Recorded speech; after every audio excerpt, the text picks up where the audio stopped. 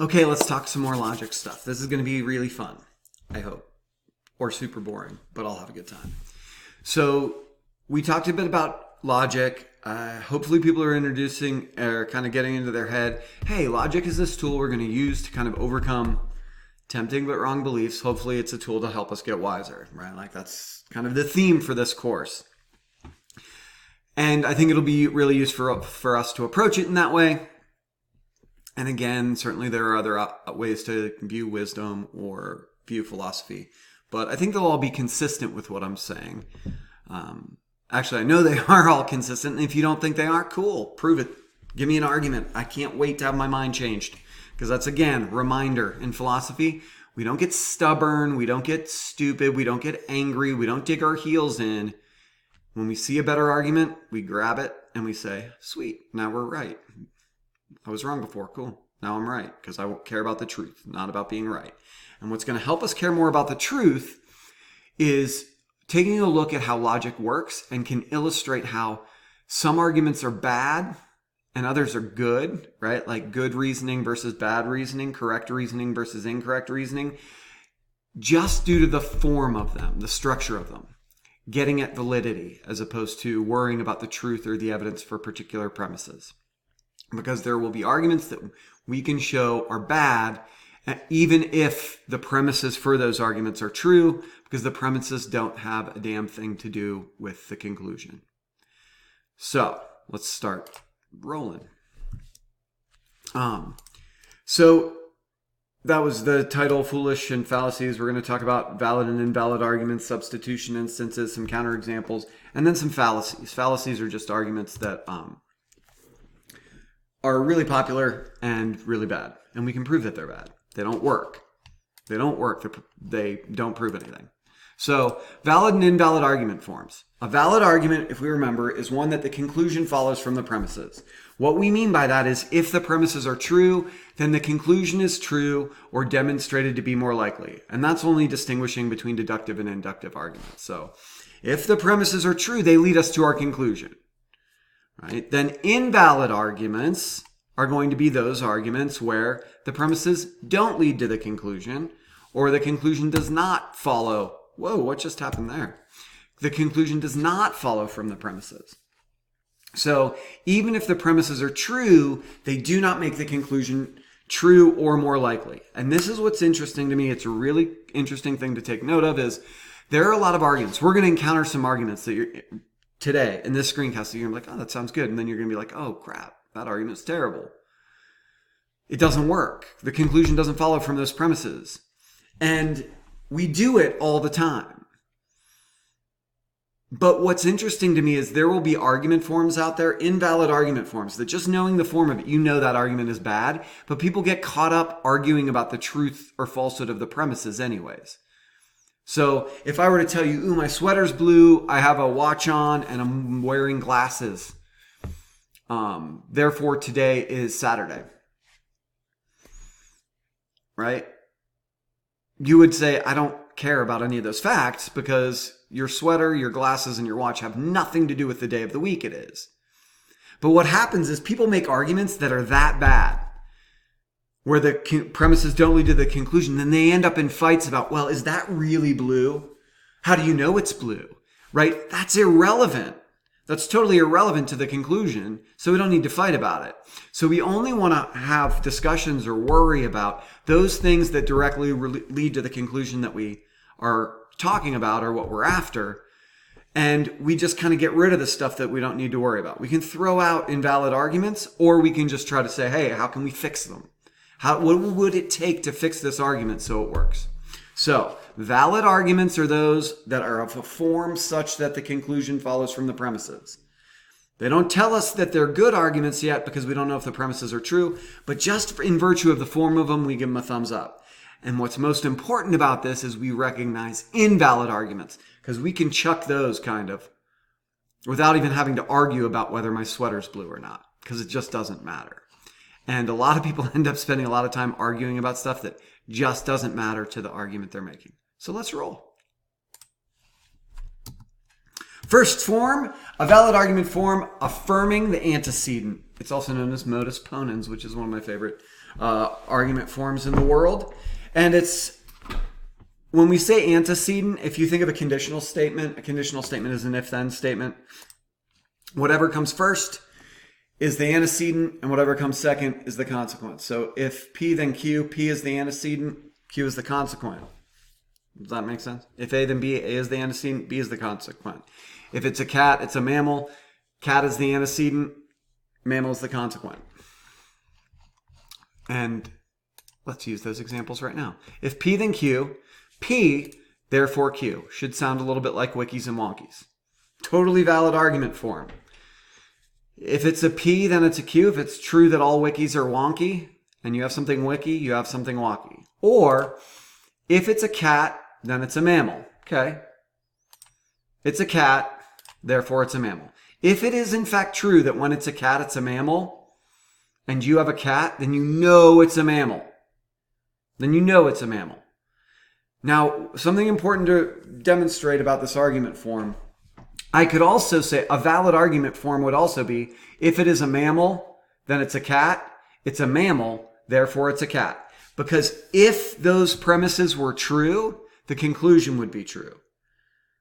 That version of the argument wouldn't work because it would be unsound, because it's not true that all mammals are cats. But this argument form is awesome. So hopefully that makes sense. The distinction between validity and soundness is a tricky one, and it frustrates everybody. So I don't know how to, I can't fix that. It's sort of like, oh, there's calculus and it's going to be easy for everybody. Or go take an accounting class. Everybody's just going to cruise through it. You're just not. They're hard things.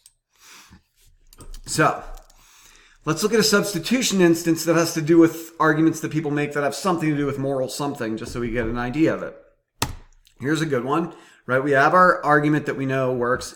It's the argument form's good and it maps onto the world because the premises are actually true. So that's a great argument.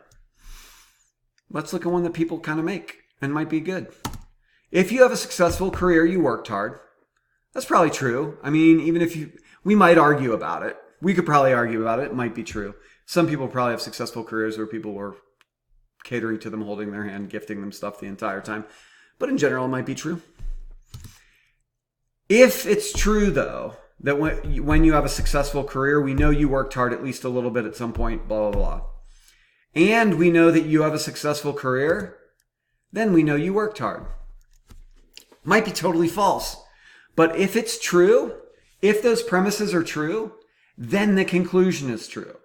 If it's true that when you have a successful career, we know you worked hard, and you have a successful career, we know you worked hard. Perfect. Awesome, valid argument.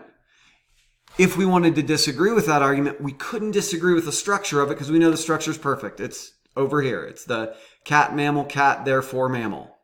Nothing wrong with the structure. We would have to pick apart and say whether or not the premises are true. Is it true that everyone with a successful career has worked hard at some point?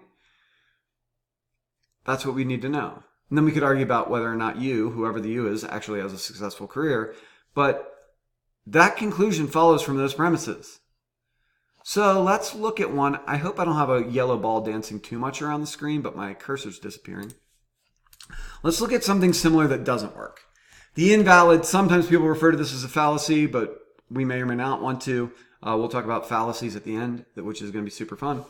The fallacy argument form, the invalid argument form, denying the antecedent. It's kind of going to seem similar, but you'll realize why it doesn't work, right? The form of the argument doesn't work. If P, then Q, not P, therefore not Q. Let's look at it.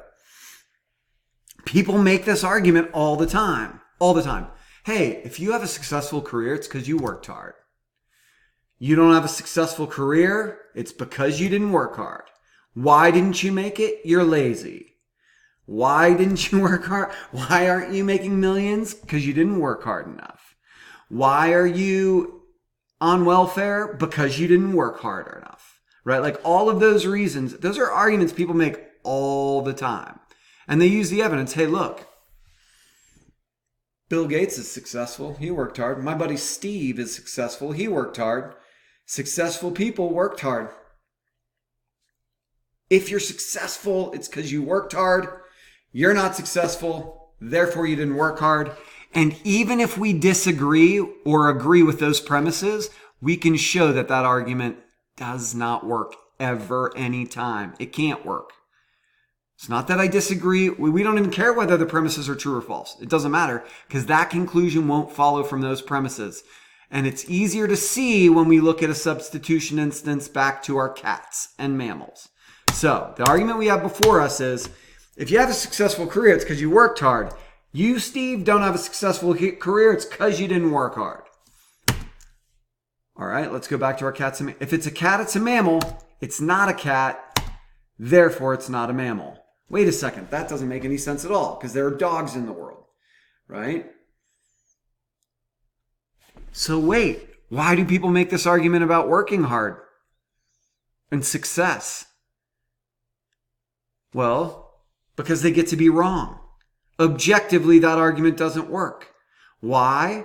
Because saying that all successful people worked hard doesn't say that all people who work hard will be successful.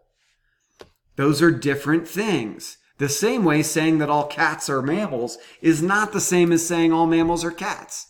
So I can't infer from having a mammal that I have a cat the same way I can't infer that, hey, look, I don't have someone successful. It must be that they didn't work hard. No, because people can work really hard and not end up being successful. They get struck by lightning. They get unlucky. They could have had people trying to keep them down. Could have been the, evil man keeping them down. I don't even know who the man is anymore. So think about how these arguments go together and how the premises don't get me to the conclusion, even though a lot of people think they do. Cursor disappeared again. I'll find it. There it is. So, next.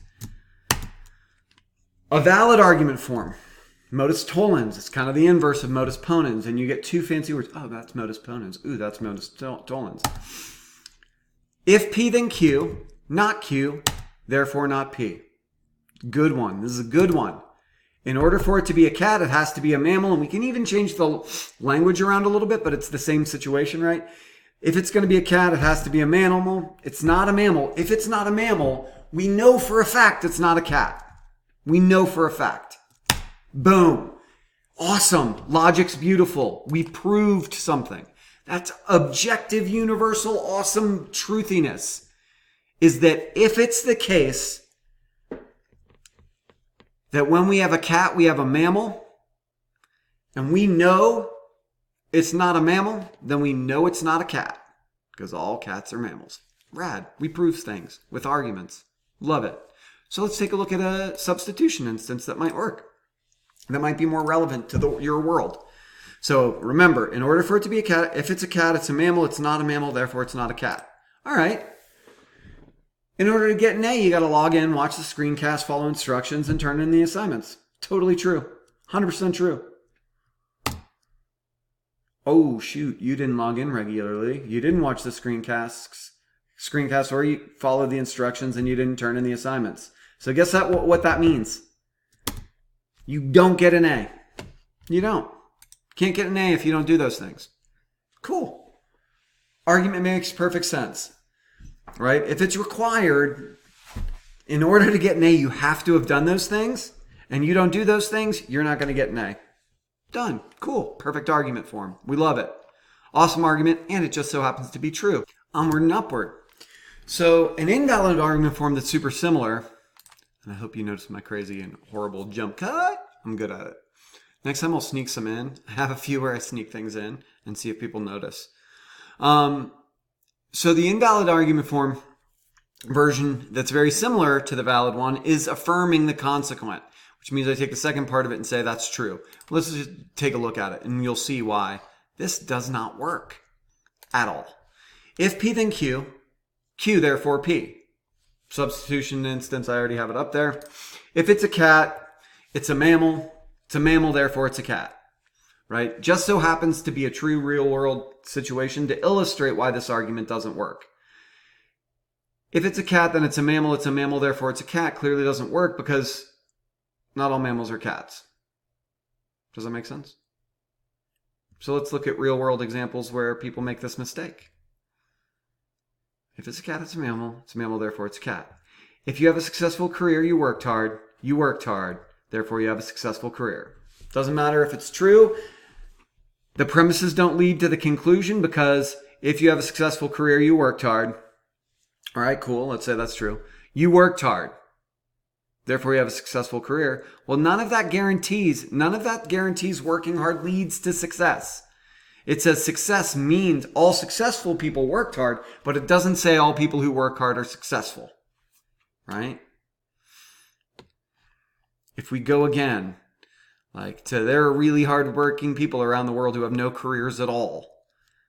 So working hard doesn't equate to success. Similarly, if you get an A, you log in regularly, watch the screencast, follow the instructions, and then turn in the assignments. Totally true. If you want an A, you better do all those things.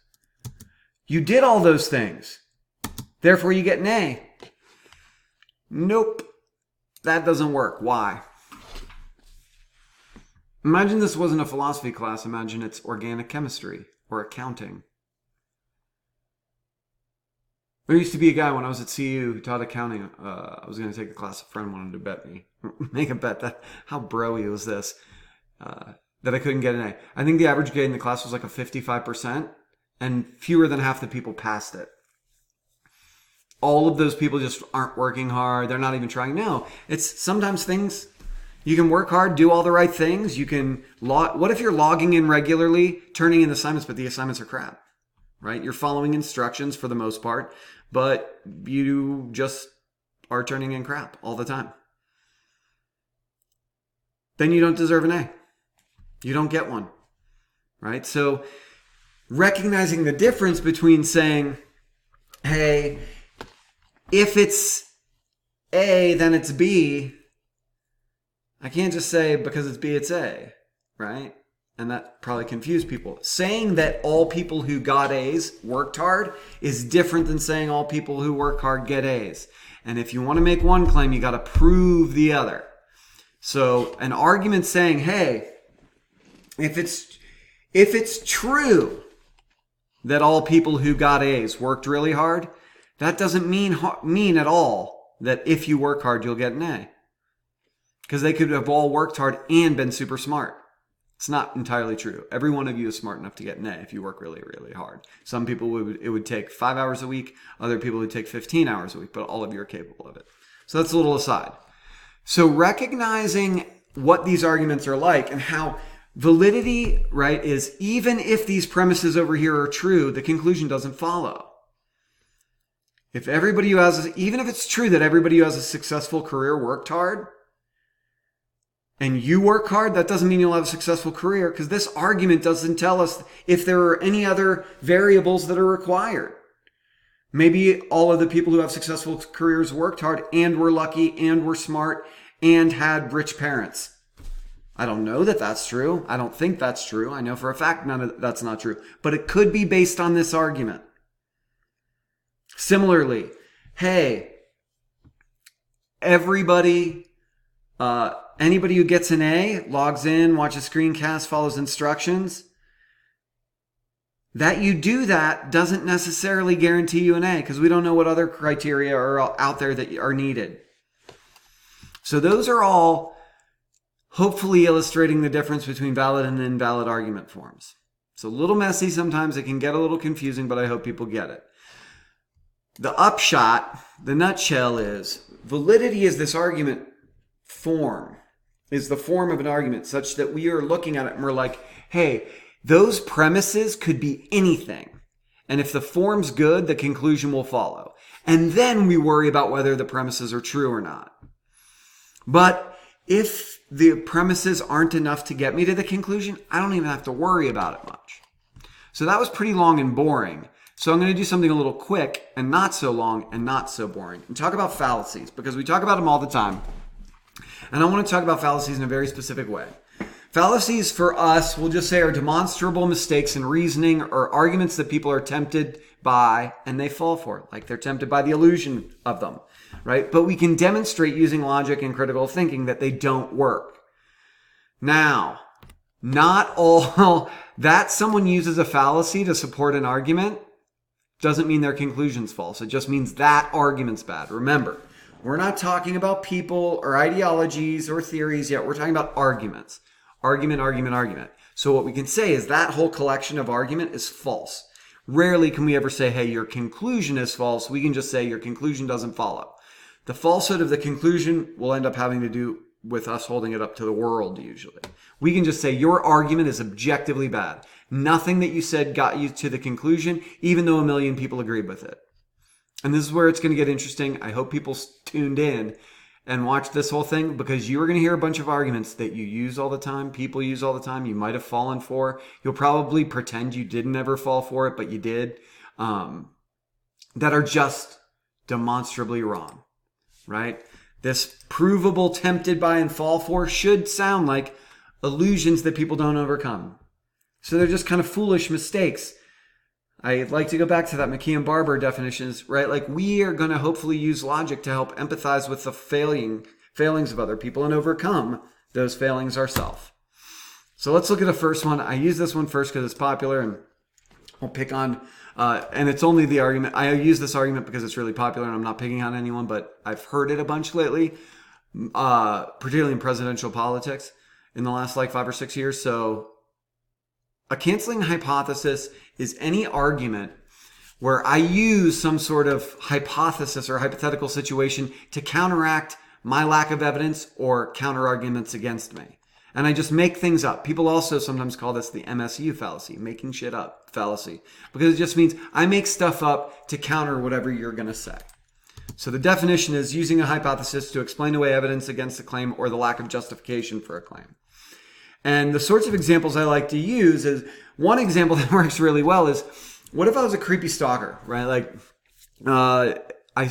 I'm wearing a shirt for a band. I really like the band Typhoon, and their lead singer's super awesome. His name's Kyle Morton. It's one of my favorite bands. Really well-written songs, blah, blah, blah, blah. So I'm plugging them, I guess. Might not be your cup of tea. That's okay. Music is subjective. I'm not going to say you're a jerk for not liking this music. But he's really cool. Maybe I'm in love with him. I'm madly in love with him. And I'm positive he's madly in love with me. Because I was at a concert once, and I'm pretty sure he was looking at me and smiling. And he was singing songs directly to me. Now, if you're feeling those feelings about someone famous, let's make sure we're clear in saying and pointing out, I'm illustrating how crazy those feelings are and those ideas are. But you know someone who at some point has used this sort of argument. Maybe not this extreme creepy stalker version, where I'm like, oh my God, no, he's totally in love with me. And you're like, wait, dude, there were hundreds of people at that concert. He was looking at a lot of people. What makes you think he was singing to you? Well, I could see it in his eyes. Well, I don't know. And I'm pretty sure he doesn't like dudes. I think he's maybe dating or engaged or married to a woman. And I was like, oh no, that's just because he's trying to play hard to get. And he doesn't want people to know that he's secretly gay and in love with a dude. And I was like, well, none of that really makes any sense, because we could say that about anybody. And I don't think he's really homophobic, and doesn't seem like he'd be the type of person who'd be afraid of being gay. And it seems like that's a crazy, crazy length to go to play hard to get. And I could just keep going, right? I could just keep making shit up to undermine whatever argument you came up with, without ever giving any actual evidence for my original claim. So logically, what I've done there is what we refer to as a canceling hypothesis. Anything you bring up that disagrees with what I've asserted, I just dismiss by making something up that dismisses it. Now, where have you seen that argument before? You've heard it a bunch lately. I'm going to show you, because it should sound the same as fake news. Hey, would you answer the charges that ultimately you had some influential relationship with Russia, or you aren't really worth as much as you said, or that maybe your tax returns are hiding things that you don't want people to see, because ultimately we would like to know what your business associations are, such that it could be compromised by the fact that you're going to be the president or are the president. So we want to know where that money is. And you made some claims about how much money you've made. We'd like to know if they're true. Are you using like quasi-legal tax sheltering? Maybe people want to know that about you. Why would I answer those questions? That's all fake news. It's just fake news. People made it up because they don't like me. fake news. So let's just take the tax return thing. You could just show us the tax returns, and then that would give the evidence that you actually have as much money as you have, and that you haven't done anything creepy with it, and that your money's in holdings that aren't tied to foreign interests. Well, I can't do that. I wouldn't do that. It's fake news, and it's fake news. And I can't do that because I'm being audited. Well, there's no law preventing someone from being audited, from releasing their tax returns and making them public. And in fact, plenty of other people have done it, and it doesn't really compromise your being audited at all. Well, no, that's what they say, but they're just giving me fake news, right? And I don't care if you dislike what I'm saying, or if you have no idea if I'm a Trump supporter or I don't like Trump. I can tell you objectively, the arguments I just gave, he's given. And I'm not saying he's good, bad, or otherwise, but those arguments make no sense. They are horseshit. They are objectively bad arguments. Why? Because even if everything he's saying is true, it doesn't mean that the conclusion is false. Nothing he's done has said gives any evidence to dispel any of the claims that were being made against him. He could do that very easily. The tax return one's a super easy example. Just like, okay, here it is. Let me prove to you everything I've said. Here's the evidence. Right? He could do that, but he doesn't. So I'm not saying that's a character flaw. I'm not saying he shouldn't be president. I'm not saying I don't like him. But I am saying that argument is objectively bad. Anytime someone uses that sort of example, that, oh, well, that's just fake news, or I can't do it because, or whatever else, they just come up with things to cancel. They're doing the exact same thing as my creepy, weird stalker guy. And logically, it's the equivalent, and you wouldn't accept it from me if you've had someone in that situation, and they'd be like, no, you can't. You don't know. You would hopefully think they're crazy. They're a creepy stalker. Please don't stalk that poor Kyle Morton. Don't worry. I'm not stalking him. So we can see objectively, those arguments don't work. Even if it's true that it was made up, that Donnie in the CNN newsroom made up, was like, hey, I hate Trump. I'm going to make up this story about his taxes. Even if it was made up, that doesn't mean that he isn't hiding money, that he actually has as much as he said, or whatever else. He needs to give evidence for those claims to make them true. So there's an example of a canceling hypothesis. Just make anything up you want to reject or refute any claims against you, or defend against having no evidence. Popular one these days. Ooh, another popular one. You've heard this one before. An appeal to authority. I'm your parent and I said so. Right? Like, hey, this is the way to do it, and it's my way, and it's the right way because I'm your parent and I said so. Maybe followed up with, I brought you into this world, I can take you out, or this is my roof, and blah, blah, blah. That doesn't mean it's right. It might mean you should follow their instructions if you want to live at home still, but it doesn't mean they're right. I'm a parent.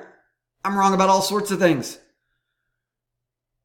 My parents were wrong about all sorts of things. They were awesome and I love them, but they were wrong about all sorts of things. Being a person in the position of authority doesn't make you right. Right? You can't say, well, just because this came from so-and-so, it's right. Well, I got this from a doctor. Therefore, it's really good advice. Well, no, not necessarily. That doctor could have sucked. That doctor could be an idiot. That doctor might be a crazy person who's lying about being a doctor. And a reminder, this reminds us, when we're appealing to authority or looking at the people or any of versions of or similar things to what people call genetic fallacies, where a claim comes from is irrelevant to us. Where an argument comes from is irrelevant to us. It's why, you can't say I'm criticizing Trump. I'm not. I'm criticizing those arguments. If the argument's on a piece of paper, is it good? I don't care where it came from. And the argument, this is true because so-and-so said it, never works as an appeal to authority because people can be wrong. That someone smart said it, or that someone in an authority position said it, cannot make it true. What makes it true? If we take that statement and hold it up to the world. So some examples that might be more popular, or that you might have heard before, other than your parent one, right? Well, This is the way we have to do it or ought to do it. This is the way it should be. This is true because it's in the Constitution. Well, the Constitution can't be perfect and true all the time, everywhere, about everything. I don't care if it's in the Constitution. Maybe the Constitution was wrong. Constitution's been amended, right? So that it's in the Constitution doesn't mean it's wrong. It means that if we believe we ought to follow all the rules that are in the Constitution and it's in the Constitution, then we probably ought to follow it. But it doesn't make it right. Oh, but it says it in the Bible. That it says it there doesn't mean it. But God said it. Well, we have a whole bunch of other questions. But, well, who said it doesn't make it true? What makes the statement true is if I hold that statement up and it maps onto the world. Period. That's our conception of truth. So, where it came from doesn't make it true or right. It also doesn't make it false or wrong. So it works both ways. The one caveat I want to put on this that sometimes gets confusing for people is distinguish between establishing credibility / having credibility and an appeal to authority. Because I could say, and it's probably a pretty compelling inductive argument, hey, if it comes to questions about non-cognitivist interpretations of Mill or proceduralist or non-proceduralist accounts of deontological principles like Kantian principles, you should probably trust me over your buddy Donnie. Because I've studied it my entire life. And I know it pretty well, and I think I can demonstrate that. So you should probably listen to me. That's establishing credibility, right? Like I have degrees, I've studied it, here are the books I've read. That's establishing credibility. You should probably listen to your doctor over someone on Instagram. You should probably listen to a doctor or a scientist as opposed to Gwyneth Paltrow when it comes to health and wellness. Because they're probably more credible, right? So establishing credibility is different than an appeal to authority. An appeal to authority is saying, this is right because it's being said by that authority person or book or text or piece of paper. Establishing credibility is saying, oh, let me tell you why I'm an expert and why you might want to take my point of view seriously. So I want to make that distinction. Ad hominems. These are really, really popular. You've all heard these. And I'm going to go over three different flavors. Ad hominems in general are about attacking the person, not the claim. And we know that's not going to work because we care about claims. And the person who says it doesn't have anything to do necessarily with the truth or falsehood or the validity or soundness of a claim or argument. So first one. Right? You've heard, well, don't believe them. They're an idiot or they're evil or they're stupid or they're a commie or a snowflake or a boomer. Okay, boomer. Oh my God. That's a Trumper. That's a Trump supporter. They're wrong. That guy was wearing a MAGA hat. Don't listen to him. I don't care. What does his wearing a MAGA hat have to do with the words coming out of his face? They could be totally true. Totally and completely true. Hitler was evil. Don't listen to anything he ever said. No, all of the things Hitler said are totally wrong because we can prove that they were crazy and horseshit. Hitler said some smart things, I'm sure of it. There are things that Hitler said that I'd be like, hey, Hitler walks in and says 2 + 2 = 4. I'm not going to be like, ooh, he's wrong, he's Hitler. Hitler might be the evilest person ever. Probably not, but he was pretty damn bad. So who says it doesn't matter? We do that all the time. Oh, well, that's just a commie talking. Or, oh my gosh, that's just in their corporate interests, which is going to tie to the next thing I say. So calling someone names doesn't mean that they're wrong. Who says it doesn't matter to us. We're examining the argument on the piece of paper. Imagine it that way. That's all we care about in logic and in philosophy. Can we make an argument for it? This is a circumstantial ad hominem, attacking the person, right? I use the chocolate milk example. People use this all the time, and it's nice to be on the lookout for, but it's not decisive, and people use it as if it means, people say it all the time, well, did you see that research? Where did that research come from? Who wrote that article? That was coming from, I don't care. Perfect example is, right, like the drink chocolate milk. It's the perfect recovery drink, has the blah, blah, blah, blah, blah. And, well, I'm going to say that's wrong because you know who paid for those ads? The California Milk Board paid for those ads. Therefore, chocolate milk isn't good for you after a workout. Who said it or who paid for the research doesn't mean the research is any good. You want to know why the chocolate milk research is bad? Because the research is bad. Chocolate milk is great. That's fine. It's solid for you after a workout, but it's no better than anything else that has the same macronutrient profile, meaning it has the same amount of proteins, carbohydrates, and fats. Just happens to have pretty good solid amount of them. The original research that they did to demonstrate that chocolate milk's great for recovery, had a bunch of athletes doing a really hard workout and drinking chocolate milk, and then they did some testing on their muscle composition and other stuff afterwards, and it worked way better than when they did it with the exact same athletes and gave them what afterwards? Absolutely nothing.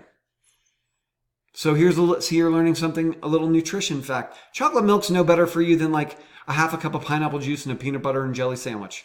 Anything that you ingest within 30 to 90 minutes after working out that has a significant amount of protein, probably a little bit more carbohydrate and a tiny bit of fat is going to be good. It doesn't have to be chocolate milk. Chocolate milk isn't magic. But it's better than nothing. That's true. So saying that, that research, chocolate milk isn't better for you than nothing because the California Milk Board paid for it, that's irrelevant. Oh, well, that research is bad because big oil paid for it or whoever. Not necessarily. Let's look at the research. So who said something is irrelevant, right? These genetic fallacies. Where something comes from, where it generated from, doesn't matter. We put the words on the page, we read it, we understand it accurately and completely. And if the argument works, it works. If it doesn't, it doesn't. My favorite sort of ad hominem is the tu quoque. If for no other reason that I get to say tu quoque. Why does that say smack, crack, and crystal meth? You've all used this argument before. I'll go back to your parents. Not all of you, but like your parents were like, oh, well, you can't stay up past 9. You're like, what the hell, mom and dad? You stay up till 11. Or you like snuck in after a party and they're like sitting there smoking and drinking and they're like, I smell booze on your breath. You're in trouble. And you're like, wait, you got a cocktail in your hand, mom. Or maybe your parents didn't drink, but somewhere you're like, ooh, they're a hypocrite. In philosophy, we don't care if people are hypocrites because we're not judging people, we're judging arguments. So the person who's like, oh, isn't that just classic? Isn't that just perfect? I heard a Catholic priest talking about sexual morality. Oh my gosh, what with a scandal? How dare they? Well, that doesn't mean the priest is wrong. If I was sitting here shooting smack, right, like doing tremendous amounts of heroin, smoking crack, while smoking a cigarette and doing meth, and I was saying to you, if you want to live a long life and if you want to maintain your health, given the general definitions of health, shooting heroin into my eyelids because all my other veins are gone, right? Like, and I'm saying, while I'm just like smoking meth, ugh. Right? I'm doing all those things. If you do a lot of heroin and cocaine and meth and like tons of hard drugs, it's a really bad idea.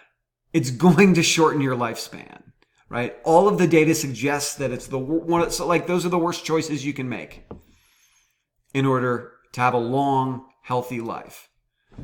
The fact that I'm doing it doesn't make those statements false. It just makes me a hypocrite. Maybe I'm weak-willed. Maybe I know all those things, but I'm addicted, right? Like, talk to anybody who's ever tried to quit smoking, right? No one in the world is like, smoking? Really? I didn't know that. I thought it was great for you, right? It kills you, but you do it anyways because it's hard to quit. That doesn't mean someone who's smoking and says smoking is bad for your health. That doesn't make them wrong. They're saying, you shouldn't smoke. That doesn't make them wrong. It just means that they're an idiot. They're foolish. They're weak-willed, none of which matters to us. We care about truth, false, valid, sound. Onward and upward. Appeal to pity. This one's a really great one, and I love talking about it. You know why? Because it's super popular. Right? You think about 10 cents a day. I don't know if they still have those ads. They used to have Sally Struthers on them, and then they had a guy who looked like Santa Claus, and it'd be like a picture of some poor destitute brown or black child from a, developing country somewhere in a doorway, like weeping with flies buzzing around or whatever. And the guy's like, and you, for just 10 cents a day, can support this. Well, what's the whole goal? Is to make you feel sorry for that kid, feel really bad, so you give money. That you feel really bad for them doesn't mean they deserve your money. Doesn't mean they don't. Might have something to do with it, but just the fact that you feel bad and pity them doesn't mean that they deserve anything at all. Give me a real argument. Don't just make me feel bad. Look at the horrifying pictures. This is kind of an appeal to squeamishness. This is an argument that people buy. Some of you here think this is a good argument. And I'm going to prove like, damn, Chad, I got to change my thinking. You can, and someone out there is going to be passionate about this cause, one side or the other, and be like, no, I'm going to struggle to demonstrate why this works. And you can try. And if you can change my mind, awesome, because we'll publish the paper and 2,000 years of logic will have been wrong. They used to on college campuses, and sometimes protesters now have occasionally do a right to life sort of rally thing, and they'd put up this giant temporary kind of building that had pictures all over it of what were purportedly dead fetuses, right? Like baby fetuses covered in blood or something. And I don't mind telling you about it because, one, I remember your trigger warnings from the beginning of the semester, but this is a legitimate moral issue. And this is something they plop down in the middle of a college campus. Or they will have on signs outside of anywhere that's an abortion provider. Now, I'm not saying abortion's right or wrong, but I'm saying that argument's dumb. It doesn't work. It's a bad argument. It's invalid. Because what they're doing is saying, hey, look, here are these dead things that look like human beings and are covered in blood, therefore this is wrong. And really what they're saying, look at this, it's gross. And it makes you feel bad, therefore it's wrong. Well, you know what else would be super gross and make me feel super bad? Is if they had similar bloody pictures of life-saving brain surgery. Brain surgery makes me want to puke. Does that mean brain surgery is wrong? I might have to have a heart valve replaced at some point. Oh my God, pictures of heart surgery are horrible. They're like spreading your ribs and cracking and breaking things and blood's everywhere. Therefore, heart surgery is wrong? No, that's a horrible argument. It's a terrible argument. Because one, some of the times those pictures aren't actual human fetuses. But also, even if they are, they don't answer any of the important questions. Because I could make a little tiny, get some special effects person to make a doll that looks exactly like it and cover it in blood, and you'd be like, oh, that's outrageous. But that doesn't mean I did anything wrong, because this wasn't even an alive thing. So that someone's outraged by the look of something or it makes them squeamish, totally irrelevant. It's just kind of a tactless, it's kind of a mean-spirited way to argue a point, because you don't have trigger warnings when you're driving by. You don't have people telling you, oh, you're going to show up today and there's going to be bloody babies. And I might be walking by with my 5-year-old daughter, which has happened in the past. Or you might be walking by and have had some sort of traumatic relationship. So it's kind of an insensitive, thoughtless way to try to argue a point. And what makes it really insensitive and thoughtless is it's irrelevant. Logically, it's irrelevant. That it looks gross or it looks horrible doesn't mean it's bad, because brain surgery looks horrible and bad. Heart surgery looks horrible and bad. Now, before you get all frustrated, I'm not saying abortion's right or wrong. You don't know my view. I'm saying that argument's terrible, and I just showed you why, objectively, that argument is terrible. So anyone who's saying abortion's wrong because look at those babies, they're making a bad argument, period. Next up, we're going to talk about, oh man, I can't because my cursor's disappearing yet. Appeal to pity in the way that, oh man, anybody remember? Well, people are probably not old enough. On Leave It to Beaver, there was a guy named Eddie Haskell. And Eddie Haskell was the dude who and you all had a friend like this or knew someone in high school who was this way. It was like totally a jerk to everybody else. Like a bully, could have been a she, right? And she was mean, nasty, cheated off you, did everything. And then as soon as a person in authority came, they were like, oh, me? And everybody, all the adults loved this person. And everybody around him was getting shit on by them all the time. You knew someone like that, didn't you? Right?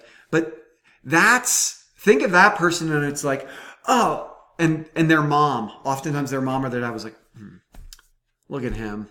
Look how cute he is. He's such a good guy. He could have never done that. We don't need to punish him. Who? Steve? You're telling me Steve did that? Look at him. Look how good he is. Look how adorable he is. Or some monstrous 6-year-old who's like, they just like tried to kick a puppy. Oh, look, I can't punish her. Look how cute she is. That's an appeal to pity too. Like, we don't want to do it. They can't be. They're so cute. They're so pitiful. Look at that dog. We can't punish the dog for doing that. Look how pitiful he's being. Right? Little peek in animal consciousness. Your dog, when you're punishing your dog 6 hours after it ate the trash, and you come home and you think the dog knows it did something wrong, it didn't. It's not whimpering like that because it knows it did something wrong. It's whimpering because it can sense on you that you're going to punish it, and that's worked in the past for it possibly, or it's trying to get out of it, right? It's reacting to you, not to the trash. Their brains aren't that big. The size of the brain doesn't matter, but they aren't remembering things that long. So what's interesting is if you punish it then, if you like grab the dog and rub its face in the trash, what are you doing? You're punishing it for you coming home. It's not going to work. It doesn't associate that with the trash. It associates it with you. See, dog training tip 101. Interesting tangent. Why do I throw it in? Because I'll probably ask a quiz question about it to make sure you're watching. God, Chad is such a butthead. Such a long screencast, and he's throwing curveballs at me. Question begging and circularity. Really interesting one. Happens all the time. Chad is the best. Why? Because I'm the best. Duh. Chad's the best teacher anyone's ever had. Because I'm clearly the best. Who's better than me? No one. So I'm the best. That argument sounds crazy when I'm using it like that. Right? Anytime someone begging the question is different than posing a question. People oftentimes say, oh, that begs the question, when they're really meaning, oh, that demands that I ask a question. Question begging is when I answer the question with the question, right? Like I'm answering the question in it, right? I've answered it already. Who's the best teacher? Chad is. Why? Because Chad is the best teacher. Well, that doesn't work. If you're just allowed to say something and that makes it so, then you can say anything. Similar to a circular argument. And I'll use the abortion example because I don't want to cover too many different topics. So I'll just stick to abortion so we don't ruin it for other topics. Right? Like abortion is murder. Well, why is it wrong? Because it's murder. No, but why is abortion wrong? Because it's murder. Well, murder by definition is wrongful killing. So what you're saying is abortion is wrong. Well, why? Because it's wrongful killing. Well, but what makes it wrong? Clearly you don't get it. Abortion is murder, therefore abortion is wrong. None of that answers the questions. Because the question would have to be, abortion. What makes abortion wrongful killing? What's the wrong part of the killing? And just saying murder is just restating it's wrong over and over again. It's like someone on Maury Povich. Angry people who are like, they get into fights. That's an old dated reference too. Like talk shows when people are arguing, they're just like, over and over again. I didn't do it. I didn't do it. I didn't do it. That's what the person saying abortion is murder is saying. Why is abortion wrong? It's murder. It's murder. Abortion is murder. It's a horrible argument. And we could say flip it around and give versions of bad arguments on the other side, but they aren't question begging or circular. So, abortion is wrong because abortion's murder is a logically fallacious argument. It doesn't get you anywhere. You're not proving a point. It's just repeating yourself. I threw that in there because I guess I hadn't. That argument just happened again the other day. It's a Trump argument, right? Like, my economy is going to be the best economy you've ever seen. Why? Because I got the smartest economists. Well, why are they the smartest economists? What are you talking about? How do we know? What's the substance of your economic plan? It's going to be the best economic plan because I have the best people working on it. Well, what makes them the best people? Because I chose them. Well, why did you choose them? Because they're the best. None of that's giving substantive reasons. I'm just going in a circle. So question-begging argument is more like the abortion is murder argument where I just assert my conclusion in the premise. A circular argument is, hey, why A? Because of B. Why B? Because of A. Why are these people the best? Why are you choosing these people? Because they're the best. What makes them the best? Because they're going to do the best job. Well, how do you know they're going to do the best job? Because I chose them. Duh. I only pick the best people. Well, what makes them the best people? Because I choose them. Who else would I choose? Duh. Right? Like those arguments are terrible. Question begging and circular arguments you will find all the time. They're usually a little more elaborate than that. But it's interesting how simple of ones people will get away with it.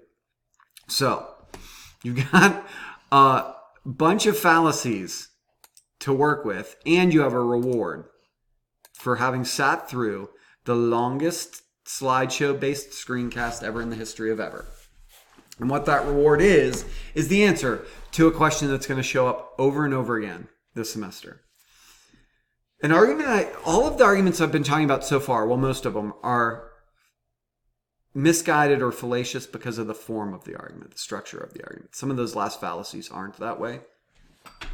But I didn't talk about soundness.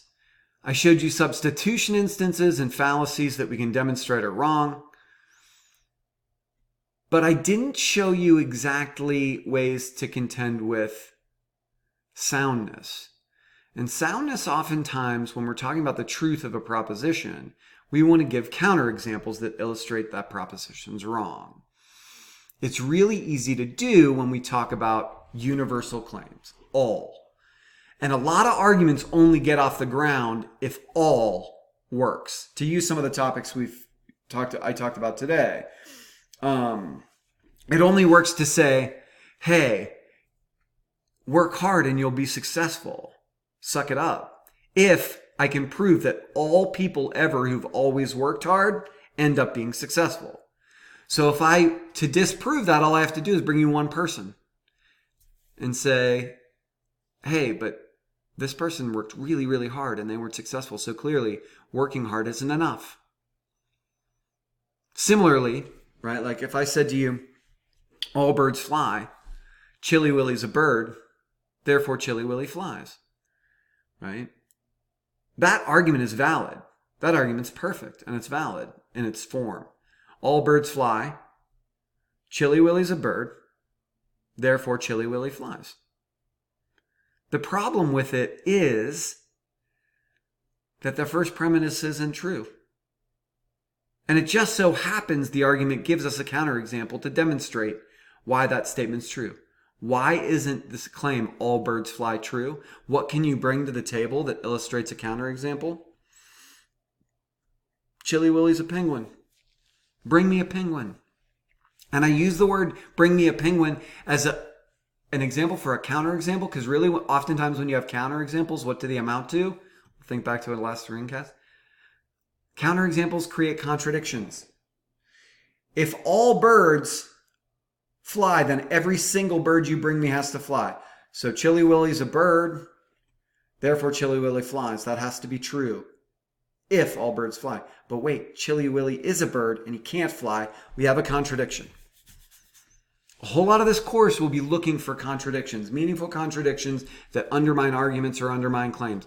Because, like I said before, logic isn't going to tell us right and wrong when we apply it to ethics. It's not going to do a great job of that. We're going to have to ask for some other stuff.